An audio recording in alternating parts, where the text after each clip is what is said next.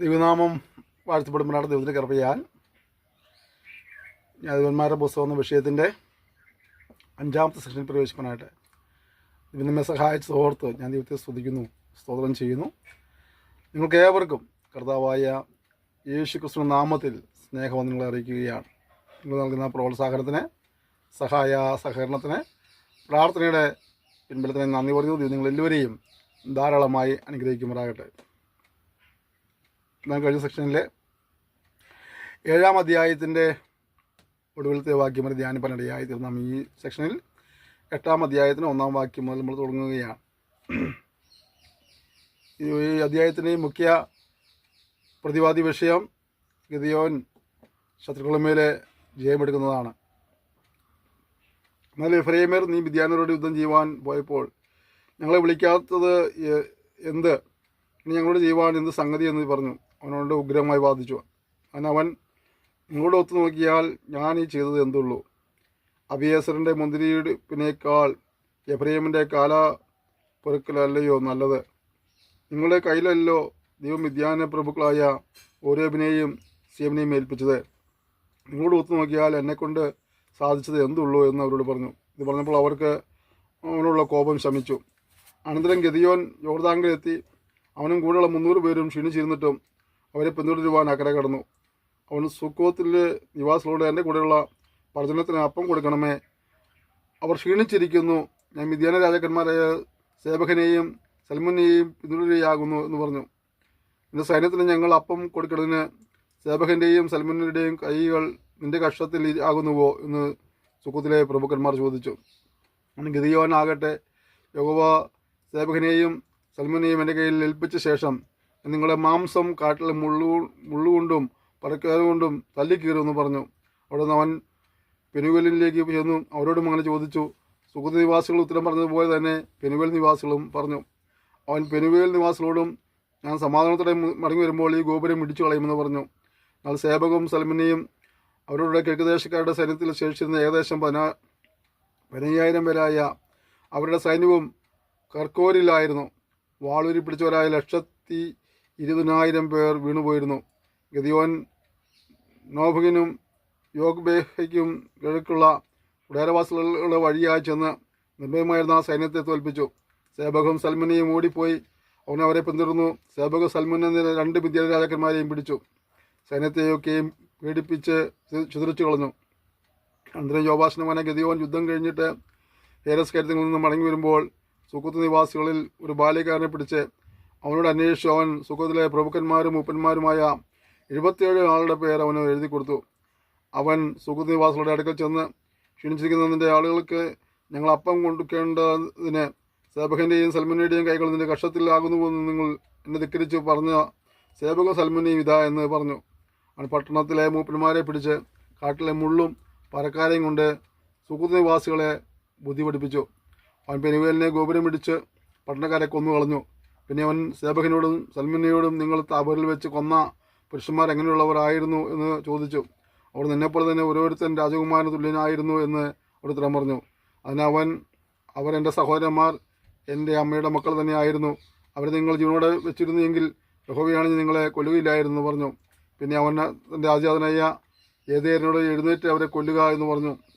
എന്നാൽ അവൻ ചെറുപ്പക്കാരനാകൊണ്ട് പേടിച്ച് വാൾ ഉരാതെ നിന്നു. അപ്പോൾ സേബകും സൽമുനെയും ഇതിനെ എഴുന്നേറ്റ് ഞങ്ങളെ വെട്ടുക, ആളെപ്പോലെ അല്ലല്ലോ അവൻ്റെ ബലം എന്ന് പറഞ്ഞു. അങ്ങനെ ഗിദെയോൻ എഴുന്നേറ്റ് സേബഹിനെയും സൽമുനെയും കൊന്നു. അവരുടെ ഒട്ടകങ്ങളുടെ കഴുത്തിലെ ചന്ദ്രക്കലകൾ എടുത്തു.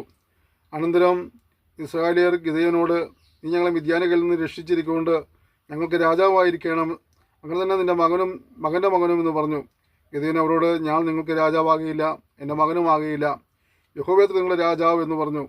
പിന്നെ ഗിദെയോൻ അവരോട് ഞാൻ നിങ്ങളോട് ഒന്ന് അപേക്ഷിക്കുന്നു, നിങ്ങൾ ഓരോരുത്തൻ കൊള്ളയിൽ കിട്ടിയ കടുക്കൻ എനിക്ക് തരണം എന്ന് പറഞ്ഞു. അവർ ഇസ്മായിലരായിരുന്നുകൊണ്ട് അവർക്ക് പൊൻകടുക്കൻ ഉണ്ടായിരുന്നു. ഞങ്ങൾ സന്തോഷത്തോടെ തരാമെന്ന് അവർ പറഞ്ഞു.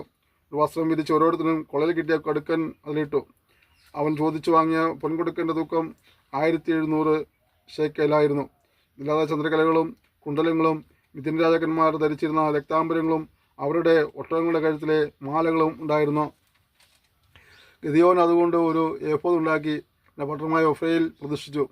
ഇസ്രായേലെല്ലാം അവിടേക്ക് പരസംഗമായി എൻ്റെ അടുക്കൽ ചെന്ന് അത് ഗിദെയോനും അവൻ്റെ കുടുംബത്തിനും ഒരു കെണിയായിത്തീർന്നു. മിദ്യാൻ തലപൊക്കാതെ വണ്ണം ഇസ്രായേൽ മക്കൾക്ക് കീഴടങ്ങിപ്പോയി. ഗിദെയോൻ്റെ കാലത്ത് ദേശത്തിന് 40 സംവത്സരം സ്വസ്ഥയുണ്ടായി. ഇവിടെ ദൈവം അവനെ കൂടെ ഇരുന്ന് സഹായിച്ചു. അവൻ മുഖാന്തരം വലിയ വിടുതലുകളെല്ലാം കാണുവാനിടയായിത്തീർന്നു. എന്നാൽ ഇപ്പോൾ ചെറിയ തെറ്റുകൊണ്ട് അത് വരികയാണ്. എങ്കിലും ഗിദെയോൻ്റെ കാലത്ത് 40 സംവത്സരം ആ ദേശത്തിന് സ്വസ്ഥയുണ്ടായി. അതോടെ തന്നെ ഗിദെയോൻ്റെ മറ്റൊരു ഗുണവിശേഷം നമ്മൾ കാണുന്നത്, ജയമെല്ലാം കിട്ടിക്കഴിഞ്ഞപ്പോൾ ഇവർ രാജാവാക്കാൻ ശ്രമിക്കുമ്പോൾ അവൻ പറയുന്നുണ്ട്, ഞാൻ രാജാവാകുന്നില്ല, എൻ്റെ മകനും രാജാവാകുകയില്ല. അല്ലേ? ഗിദെയോനോട് പറയാം, ഞങ്ങൾക്ക് വേണ്ടി പടവരുത്തിയതുകൊണ്ട്, ജയം ലഭിച്ചതുകൊണ്ട് ഗിദെയോൻ രാജാവ്, അതിനുശേഷം അവൻ്റെ മകൻ രാജാവ്, അതിനുശേഷം അവൻ്റെ മകൻ രാജാവ്, അങ്ങനെ തലമുറ രാജാധിപത്യം കൈമാറാന്ന് പറയുമ്പോൾ അദ്ദേഹം പറഞ്ഞു, ഞാനല്ല രാജാവ്, ദൈവമാണ്. പ്രിയപ്പെട്ടവർ, നമുക്ക് വലിയ വിജയങ്ങളുണ്ടാകുമ്പോഴും ദൈവത്തിന് കൊടുക്കേണ്ട മഹത്വം കൊടുക്കാൻ കഴിയണം. നമ്മളല്ല, ദൈവമാണ് അത് പ്രവർത്തിച്ചത്, ദൈവമാണ് സഹായിച്ചത്, ദൈവമാണ് ചെയ്തതെന്നുള്ള ബോധ്യം നമുക്കുണ്ടാകണം. ദൈവം പറയാം, ദൈവമാണ് രാജാവ്. പലപ്പോഴും നാം ചെറിയ ചെറിയ കാര്യങ്ങൾ നമ്മളോട് സംഭവിക്കുന്നത് കാണുമ്പോൾ ആ മഹത്വം നമ്മളെടുക്കാൻ ശ്രമിക്കാറുണ്ട്. കർത്താവിൻ്റെ വചനം പറഞ്ഞിങ്ങനെയാണ്, ഞാൻ യഹോവയാകുന്നു, എൻ്റെ മഹത്വം ഞാൻ മറ്റാർക്കും വിട്ടുകൊടുക്കുകയില്ല. സർവ്വമഹത്വവും ദൈവത്തിന് അർപ്പിച്ചുകൊണ്ട് പോകാൻ കർത്താവിനെ സഹായിക്കുമാറാകട്ടെ. യോവാശിൻ്റെ മകനായ യെരുബ്ബാൽ തൻ്റെ വീട്ടിൽ ചെന്ന് സുഖമായി പാർത്തു. ഗിദെയോന് വളരെ ഭാര്യമാരുണ്ടായിരുന്നുകൊണ്ട് സ്വന്തം മക്കളായിട്ട് തന്നെ 70 പുത്രന്മാരുണ്ടായിരുന്നു. ശെഖേമിലുള്ള അവൻ്റെ വെപ്പാട്ടിയും അവനൊരു മകനെ പ്രസവിച്ചു. അവന് അബീമേലെക്ക് എന്ന് പേരിട്ടു. യോവാശിൻ്റെ മകനായ ഗിദെയോൻ നല്ല വാർദ്ധക്യത്തിൽ മരിച്ചു. അവനെ അബിയസ്രീയർക്കുള്ള ഒഫ്രയിൽ അവൻ്റെ അപ്പനായ യോവാശ് കല്ലറയിൽ അടക്കം ചെയ്തു. ഗിദെയോൻ മരിച്ച ശേഷം ഇസ്രായേൽ മക്കൾ വീണ്ടും പരസംഗമായി ബാൽ വിഗ്രഹങ്ങളുടെ അടുക്കൽ ചെന്നു. ബാൽ ബെരീത്തിനെ ഞങ്ങൾക്ക് ദേവനായി പ്രതീക്ഷിച്ചു. ഇസ്രായേൽ മക്കൾ ചുറ്റുമുള്ള സകല ശത്രുക്കളുടെ കയ്യിൽ ഞങ്ങളെ രക്ഷിച്ചത് ഞങ്ങളുടെ ദൈവമായ യഹോവയെ ഓർത്തില്ല.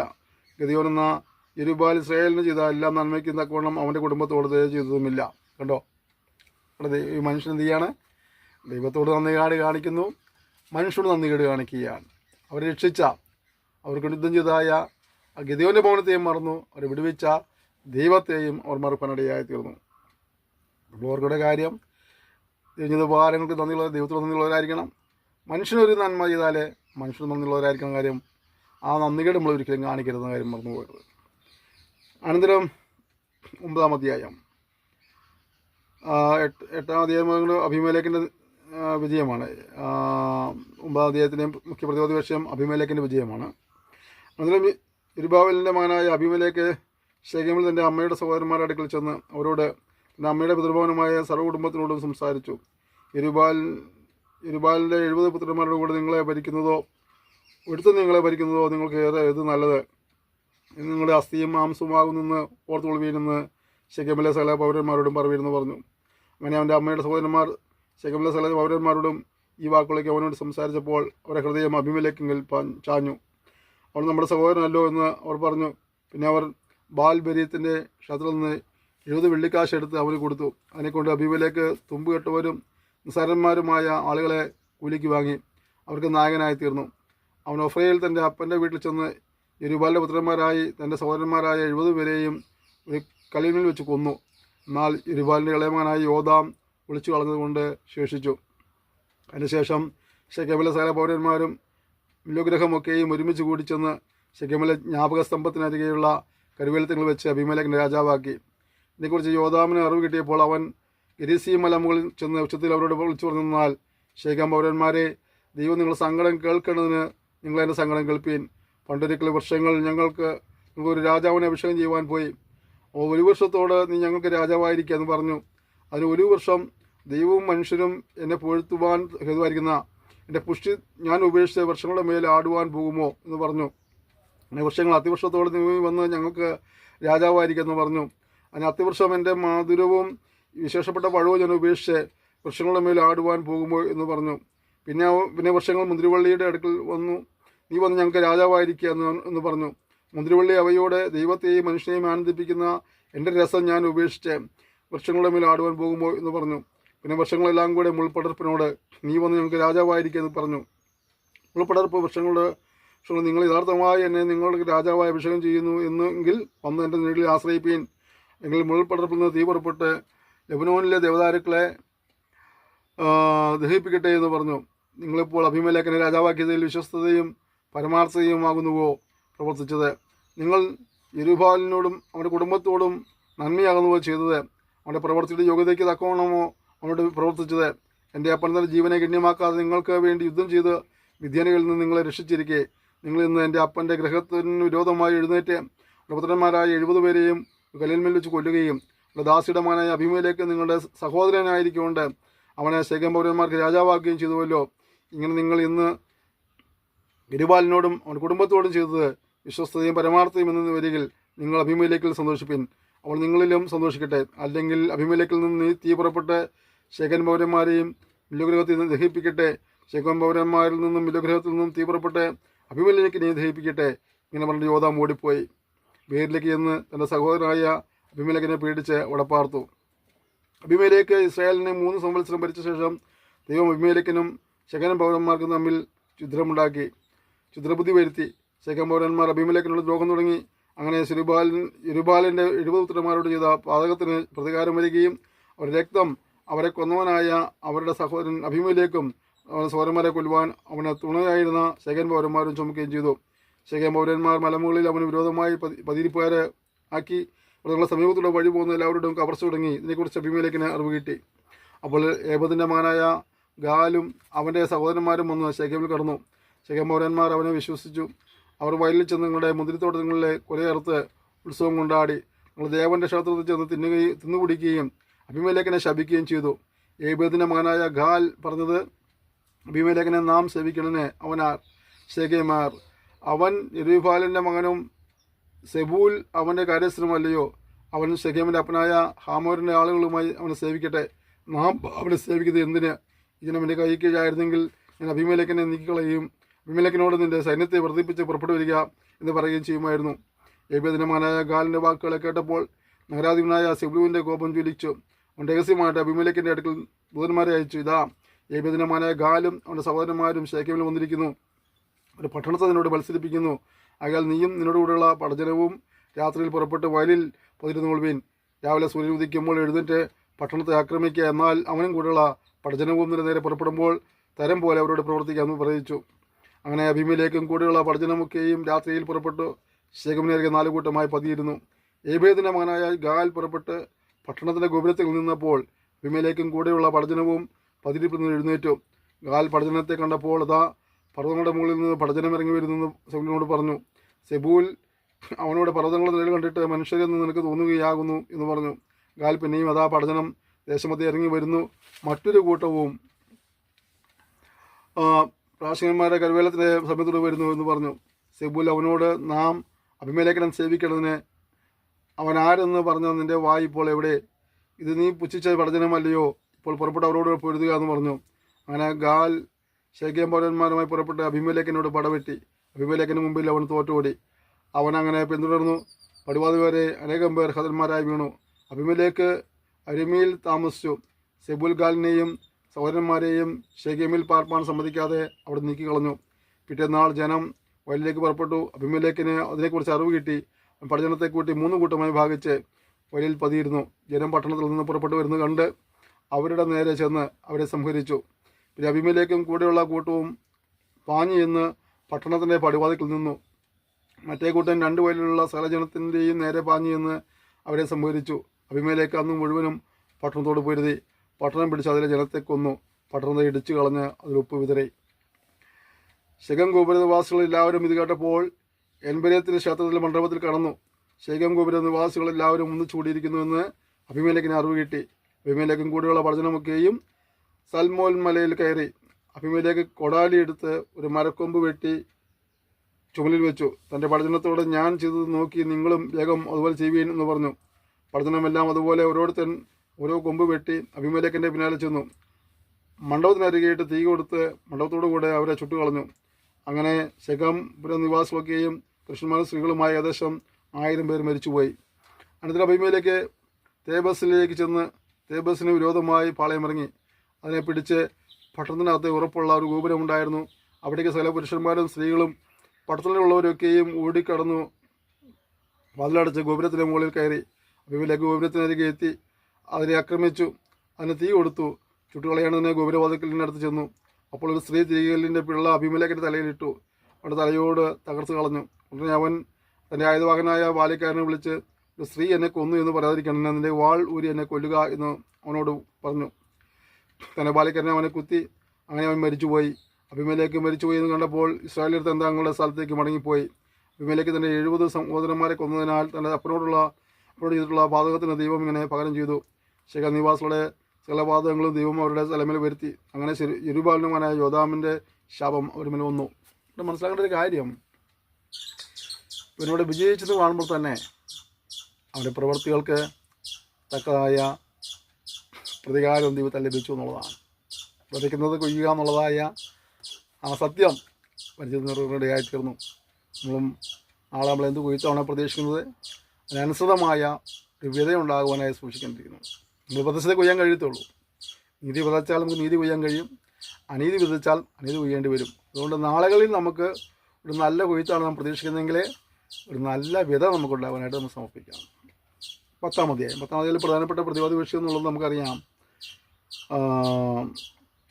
ഇസ്രായേലിൻ്റെ ദുഃഖമാണ് കാണുന്നത്.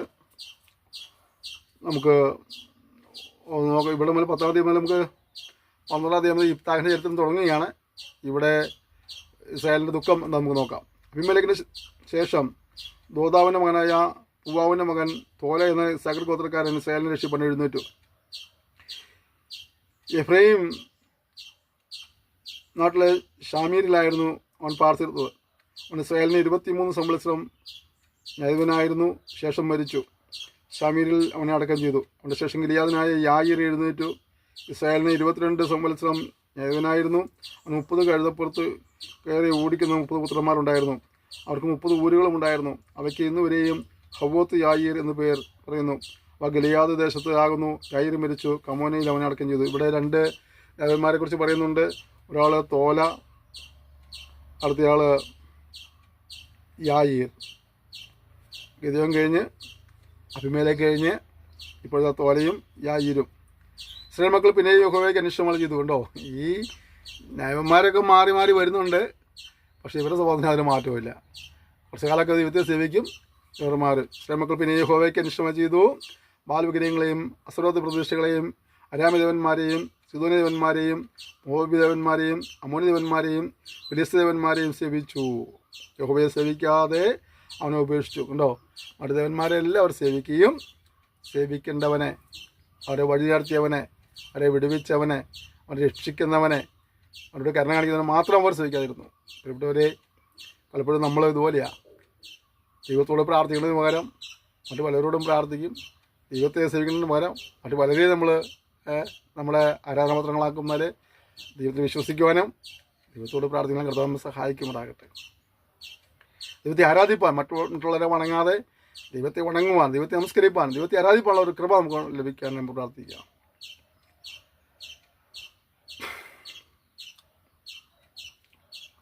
അപ്പോൾ യഹോവയുടെ കോപം ഇസ്രായേലിന് നേരെ ജ്വലിച്ചു. അവൻ അവരെ ഫിലിസ്ത്യരുടെ കയ്യിലും അമ്മോന്യരുടെ കയ്യിലും ഏൽപ്പിച്ചു. അവർ അന്നു മുതൽ 18 സംവത്സരത്തോളം ഇസ്രായേൽ മക്കളെ യോർദാനക്കരെ ഗിലെയാദ് എന്ന അമോരി പ്രദേശത്തുള്ള എല്ലാ ഇസ്രായേൽ മക്കളെയും തന്നെ ഉപദ്രവിച്ചു, ഞെരുക്കി. അമ്മോന്യർ യഹൂദയോട് ബെന്യാമിനോടും എഫ്രൈം ഗൃഹത്തോടും യുദ്ധം ചെയ്യുവാൻ യോർദാൻ കടന്നു. അതുകൊണ്ട് ഇസ്രായേൽ വളരെ കഷ്ടത്തിലായി. ഇസ്രായേൽ മക്കൾ യഹോവയോട് നിലവിളിച്ചു, ഞങ്ങളുടെ ദൈവത്തെ ഉപേക്ഷിക്കുകയും ബാൽവിഗ്രഹങ്ങളെ സേവിക്കുകയും ചെയ്തുകൊണ്ട് നിന്നോട് പാപം ചെയ്തിരിക്കുന്നു എന്ന് പറഞ്ഞു. യഹോവ ഇസ്രായേൽ മക്കളോട് ചെയ്തത്, മിസ്രൈമ്യർ, അമ്മോന്യർ, ഫിലിസ്ത്യർ എന്നിവരുടെ കയ്യിൽ നിന്ന് ഞാൻ നിങ്ങളെ രക്ഷിച്ചില്ലയോ? സിദോന്യരും അമോലിക്കരും മാവോന്യരും നിങ്ങളെ ഞെരുക്കി. നിങ്ങൾ എന്നോട് നിലവിളിച്ചു, ഞാൻ നിങ്ങളെ അവരുടെ കയ്യിൽ നിന്ന് രക്ഷിച്ചു. എങ്കിലും നിങ്ങൾ എന്നെ ഉപേക്ഷിച്ച് അന്യദൈവങ്ങളെ സേവിച്ചു. അതുകൊണ്ട് ഇനി ഞാൻ നിങ്ങളെ രക്ഷിക്കുകയില്ല. ഒരുപാട് പ്രാവശ്യം അവർ ദൈവത്തെ വിട്ടുപോയി. അതിനുശേഷമായിട്ട് ഇവർ പിന്നെ ദൈവത്തെ വിട്ടുപോകുന്നതുകൊണ്ട് ഇപ്പോൾ പറയുക, ഞാൻ ഇനി നിങ്ങളെ രക്ഷിക്കില്ല. നിങ്ങൾ തിരഞ്ഞെടുത്തിട്ടുള്ള ദേവന്മാരോട് നിലവിളിപ്പീൻ. അവൾ നിങ്ങളെ കഷ്ടകാലത്ത് നിങ്ങൾ രക്ഷിക്കട്ടെ. ഇസ്രായേൽ മക്കളെ യഹോവയോട് ഞങ്ങൾ പാപം ചെയ്തിരിക്കുന്നു, ഇഷ്ടംപോലെയൊക്കെ ഞങ്ങളോട് ചെയ്തു കൊള്ളുക, ഇന്നും മാത്രം ഞങ്ങളെ വിടുവിക്കണമേ എന്ന് പറഞ്ഞു. അവൾ നിങ്ങളുടെ ഇടയിൽ നിന്ന് അന്യദൈവങ്ങൾ നീക്കിക്കളഞ്ഞു, യഹോവയെ സേവിച്ചു. ഇസ്രായേലിൻ്റെ അക്ഷതയിൽ അവന് സഹതാപം തോന്നി. കരുണാമനായ ദൈവത്തെ നമ്മളോട് കാണുകയാണ്. എത്ര പ്രാവശ്യമാണ് ഈ ജനം ദൈവത്തിൽ അകന്നു പോയത്. ആ സമയത്തൊക്കെ ദൈവം അവരുടെ കരുണ കാണിച്ചു അവരെ രക്ഷിപ്പാൻ ഇടയായിത്തീർന്നു എന്നുള്ളതാണ്. അന്നേരം അമ്മോന്യർ ഒന്നിച്ചുകൂടി ഗിലിയാദിൽ പാളയമിറങ്ങി. ഇസ്രായേൽ മക്കളും ഒരുമിച്ച് കൂടി മിസ്പായിൽ പാളയമിറങ്ങി. ഗിലിയാദിലെ പ്രഭുക്കന്മാരും ജനവും തമ്മിൽ അമ്മോനോട് യുദ്ധം ആരംഭിക്കുന്നവനാർ, അവൻ ഗിലിയാദിലെ സകല നിവാസികൾക്കും തലവനാകുമെന്ന് പറഞ്ഞു. ഗിലിയാദിനായി യിഫ്താഹ് പരാക്രമശാലി എങ്കിലും വേശ്യാപുത്രനായിരുന്നു. യിഫ്താഹിൻ്റെ ചരിത്രം തുടങ്ങുക 11-ാം അധ്യായത്തിൽ. യിഫ്താഹിൻ്റെ ജനകനോ ഗിലിയാദ് ആയിരുന്നു. ഗിലിയാദിൻ്റെ ഭാര്യയും അവന് പുത്രന്മാരെ പ്രസവിച്ചു. അവൻ്റെ ഭാര്യയുടെ പുത്രന്മാർ വളർന്ന ശേഷം അവർ യിഫ്താഹിനോട്, നീ ഞങ്ങളുടെ പിതൃഭവനത്തിൽ അവകാശം പ്രാപിക്കില്ല, നീ പല സ്ത്രീയുടെ മകനല്ലോ എന്ന് പറഞ്ഞു അവന് നീക്കിക്കളഞ്ഞു. അങ്ങനെ യിഫ്താഹ് തൻ്റെ സഹോദരന്മാരെ വിട്ട് തോപദേശി എന്ന് പാർത്തു. നിസ്സാരന്മാരായ ചിലർ യിഫ്താഹിനോട് കൂടെ ചേർന്ന് അവനുമായി സഞ്ചരിച്ചു.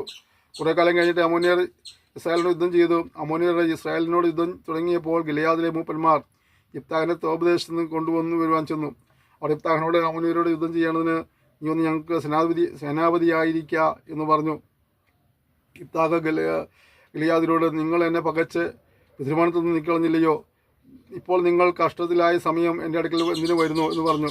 ഗിലിയാദിലെ മൂപ്പന്മാർ യിഫ്താഹിനോട്, നീ ഞങ്ങളുടെ കൂടെ വന്ന് അമ്മോന്യരോട് യുദ്ധം ചെയ്യുകയും ഗിലിയാദിലെ സ്ഥല നിവാസികൾക്കും തലവനായിരിക്കുകയും ചെയ്യേണ്ടതിന് ഞങ്ങളിപ്പോൾ നിൻ്റെ അടുക്കൽ ഇങ്ങോട്ട് വന്നിരിക്കുന്നു എന്ന് പറഞ്ഞു.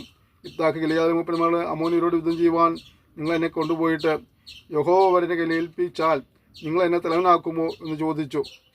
ഗിലിയാദിലെ മൂപ്പന്മാർ യിഫ്താഹിനോട്, യഹോവ നമ്മുടെ മധ്യേ സാക്ഷി, നീ പറഞ്ഞതുപോലെ ഞങ്ങൾ ചെയ്യും എന്ന് പറഞ്ഞു. അങ്ങനെ യിഫ്താഹ് ഗിലിയാദിലെ മൂപ്പന്മാരോട് കൂടെ പോയി ജനം അവനെ തലവനും സേനാധിപതിയുമാക്കി. ഇവിടെ ന്യായാധിപൻ മാത്രമല്ല, തലവനാക്കുന്നു, സേനാപതിയാക്കുന്നു. യിഫ്താഹ് മിസ്പയിൽ വെച്ച് യഹോവയുടെ സന്നിധിയിൽ തൻ്റെ കാര്യമെല്ലാം പ്രസ്താവിച്ചു.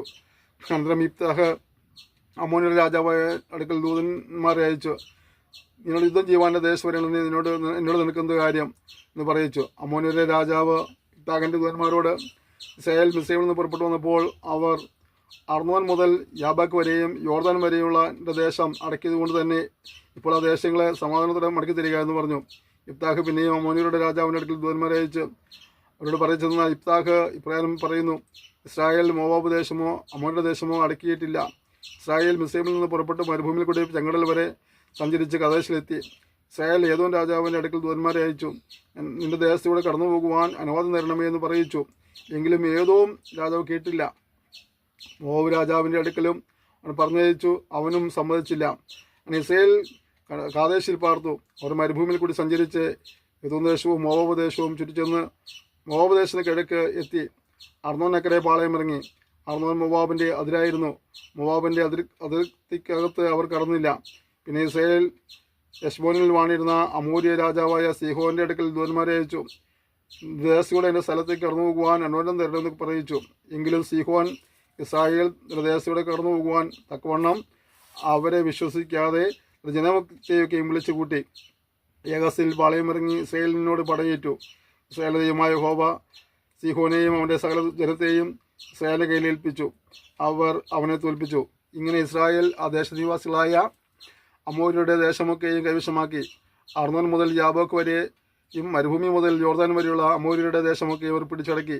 ഇസ്രായേലിൻ്റെ ദൈവമായ യഹോവ ജനമായ ഇസ്രായേലിൻ്റെ മുൻപിൽ നിന്ന് അമോര്യരെ നീക്കിക്കളഞ്ഞിരിക്കെ നീ അവരുടെ അവകാശം അടക്കുവാൻ പോകുന്നുവോ? നിന്റെ ദേവനായ കെമോഷ് നിനക്ക് അവകാശമായി തരുന്ന ദേശത്തെ നീ അടക്കി അനുഭവിക്കില്ലയോ? അങ്ങനെ തന്നെ ഞങ്ങളുടെ ദൈവമായ യഹോവ ഞങ്ങളുടെ മുമ്പിൽ നിന്ന് നീക്കിക്കളഞ്ഞിരുന്നവരുടെ അവകാശം ഞങ്ങളും അടക്കി അനുഭവിക്കും. സിപ്പോരിൻ്റെ മകനായ ബാലാക്ക് എന്ന മോവാബ് രാജാവിനേക്കാളും നിയോഗനോ? അവൻ ഇസ്രായേലിനോട് എപ്പോഴെങ്കിലും വാഗ്വാദം ചെയ്തിട്ടുണ്ടോ? എപ്പോഴെങ്കിലും അവരോട് യുദ്ധം ചെയ്തിട്ടുണ്ടോ? ഇസ്രായേൽ ഹെശ്ബോനിലും അതിൻ്റെ പട്ടണങ്ങളിലും അരോവേരിലും അതിൻ്റെ പട്ടണങ്ങളിലും അർന്നോൻ തീരത്തുള്ള എല്ലാ പട്ടണങ്ങളിലും 300 സംവത്സരത്തോളം പാർത്തിരിക്കെ ആ കാലത്തിനിടയിൽ നിങ്ങൾ അവയെ ഒഴിപ്പിക്കാതിരുന്നത് എന്ത്? ആകിയാൽ ഞാൻ നിന്നോട് അന്യായം ചെയ്തിട്ടില്ല. എന്നോട് യദ്ധം ചെയ്തതിനേക്കാൾ എന്നോടാകുന്നു അന്യായം ചെയ്യുന്നത്. ന്യായാധിപനായ യഹോവ ഇന്ന് ഇസ്രായേൽ മക്കളുടെയും ന്യായാധിപനായ യഹോവ മനുഷ്യരെ ന്യായാധിപന്മാരാകുന്നത് ദൈവത്തിൽ പറയുന്നുണ്ടോ? ഇസ്രായേൽ മക്കളുടെയും അമോര്യരുടെയും മധ്യ ന്യായം വിധിക്കട്ടെ. എന്നാൽ യിഫ്താഹ് പറഞ്ഞയച്ച വാക്ക് അമോര്യ രാജാവ് കൂട്ടാക്കിയില്ല. അപ്പോൾ യഹോവയുടെ ആത്മാവ് യിഫ്താഹിന് മേൽ വന്നു. അവൻ ഗിലിയാദിലെ മനുഷ്യരും കൂടി കടന്ന് ഗിലിയാദിലെ മിസ്പയിലെത്തി. ഗിലിയാദിലെ മിസ്പയിൽ നിന്ന് അമോര്യരുടെ നേരെ ചെന്നു. യിഫ്താഹ് യഹോവയ്ക്ക് ഒരു നേർച്ച നേർന്നു പറഞ്ഞത്, നീ അമ്മോന്യരെ എൻ്റെ കയ്യിൽ ഏൽപ്പിക്കുന്നുവെങ്കിൽ ഞാൻ അമ്മോന്യരെ ജയിച്ച് സമാധാനത്തോടെ മടങ്ങി വരുമ്പോൾ എൻ്റെ വീട്ടുവാതിൽ നിന്ന് എന്നെ എതിരേറ്റ് വരുന്നത് യഹോവയ്ക്കുള്ളതാകും. അത് ഞാൻ ഹോമയാഗമായി അർപ്പിക്കും. ഇങ്ങനെ യിഫ്താഹ് അമ്മോന്യരുടെ യുദ്ധം ചെയ്യുവാൻ അവരുടെ നേരെ ചെന്നു. യഹോവ അവരെ അവൻ്റെ കയ്യിൽ ഏൽപ്പിച്ചു. അവൻ അവർക്ക് അരോവേർ മുതൽ മിന്നീത്ത് വരെയും ആബേൽ കരാമീം വരെയും ഒരു മഹാസംഹാരം വരുത്തി 20 പട്ടണം ജയിച്ചടക്കി. എന്നാൽ യിഫ്താഹ് മിസ്പയിൽ തൻ്റെ വീട്ടിലേക്ക് ചെല്ലുമ്പോൾ ഇതാ അവൻ്റെ മകൾ തപ്പോടും നൃത്തത്തോടും കൂടെ അവനെ എതിരേറ്റ് വന്നു. അവൾ അവൻ ഏകപുത്രിയായിരുന്നു. അവളല്ലാതെ അവന് മകനുമില്ല, മകളുമില്ല.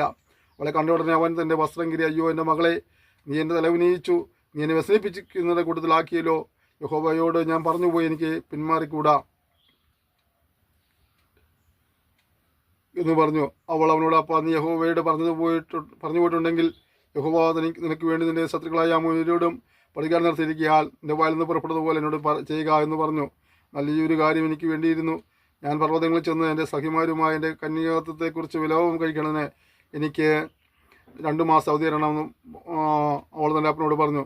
അവൻ പോക എന്ന് പറഞ്ഞു. അവളെ 2 മാസത്തേക്ക് അയച്ചു. അവൾ തൻ്റെ സഖിമാരുമായി ചെന്ന് തൻ്റെ കന്യാത്വത്തെക്കുറിച്ച് പർവ്വതങ്ങളിൽ വിലാപം കഴിച്ചു. 2 മാസം കഴിഞ്ഞിട്ട് അവൾ തൻ്റെ അപ്പൻ്റെ അടുക്കലേക്ക് മടങ്ങി വന്നു. അവൻ നേർന്നിരുന്ന നേർച്ച പോലെ തന്നെ അവൻ ചെയ്തു.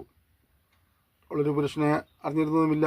പിന്നെ ആണ്ടുതോറും ഇസ്രായേലിലെ കന്യകമാർ 4 ദിവസം ഗിലിയാദിനായ യിഫ്താഹിൻ്റെ മകളെ കീർത്തിപ്പാൻ പോകുന്നത് ഇസ്രായേലിലൊരു ആചാരമായി തീർന്നു. വളരെ ശക്തമായ ഒരു തീരുമാനവും അതിന് കൊടുക്കേണ്ടുന്ന വിലയും, പക്ഷേ ആ വാക്കിൽ നിന്ന് മാറാതുള്ളൊരു അനുഭവം നമുക്കിവിടെ കാണാൻ കഴിയുന്നുണ്ട്.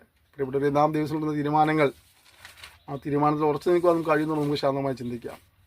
വീഴ്ചകൾ കഴിഞ്ഞാൽ സംഭവിച്ചു പോയിട്ടുണ്ടെങ്കിൽ നമുക്കതെല്ലാം ഏറ്റു പറഞ്ഞ് ഉപേക്ഷിച്ച് ഇനിയും നാം ദിവസങ്ങളിൽ പറഞ്ഞ തീരുമാനങ്ങളിൽ ഉറച്ചു നിന്നുകൊണ്ട് സ്നേഹിപ്പാനായിട്ട് ഏൽപ്പിച്ചു കൊടുക്കാം. നമുക്ക് ദിവസങ്ങളിൽ ഒരുമിച്ച് പ്രാർത്ഥിക്കാം. സ്വർഗീയപിതാവേ, നല്ല സമയത്തിനായി നന്ദി സ്തോത്രം ചെയ്യുന്നു. സംസാരിപ്പാനിടയായി തീർന്നല്ലോ കർത്താവേ, നീ ജനത്തെ അവരെ അനുസരണക്കേടിൽ കോപിക്കുകയും അവരുടെ നിലവിളിയെങ്കിൽ കരുണാണിക്ക് ചെയ്തതുപോലെ ഞങ്ങൾക്ക് തെറ്റുള്ള കർത്താവ് ക്ഷമിക്കുമാറാണെന്ന് പ്രാർത്ഥിക്കുന്നു. ഞങ്ങൾ പലപ്പോഴും തീരുമാനങ്ങൾ എടുക്കുകയും അതിൽ വ്യതിചലിച്ചു പോയിട്ടുണ്ടെങ്കിലും യിഫ്താഹ് ചെയ്തതുപോലെ കർത്താവെ തീരുമാനത്തിൽ ഉറച്ചു ബലകൃപ നൽകപ്പെടുമെന്ന് പ്രാർത്ഥിക്കുന്നു. എന്ത് വില കൊടുക്കേണ്ടി വന്നാലും അങ്ങയെ സ്നേഹിപ്പാൻ, ഞങ്ങളുടെ സാക്ഷ്യം വഹിപ്പാൻ, അങ്ങേ ആരാധിപ്പാൻ കൃപ നൽകപ്പെടുമാറാണെന്ന് പ്രാർത്ഥിക്കുന്നു. തിരുനാമത്തെ മഹത്വപ്പെടുത്തിയാട്ടെ. യേശു നാം തന്നെ ആമേൻ. ക്ഷമയോടെ ശ്രമിച്ച് നന്ദി പറയുന്നു. ഇത് നിങ്ങൾ അനുഗ്രഹിക്കട്ടെ.